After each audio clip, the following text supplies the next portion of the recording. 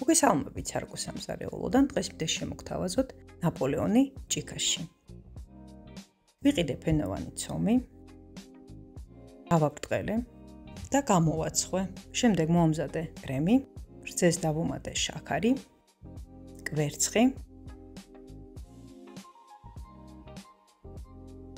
სახამებელი, ავურიე მასას.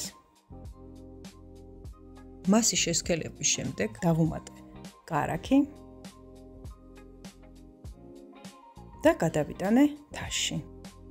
შემდეგ კი მოვამზადე ლიმონის კრემი.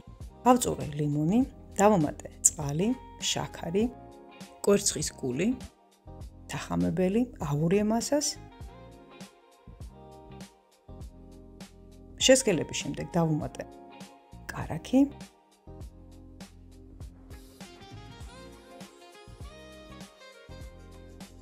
კრემი გადავიტანე თაში და შეგრილების შემდეგ ავთქვიფე კარაქი.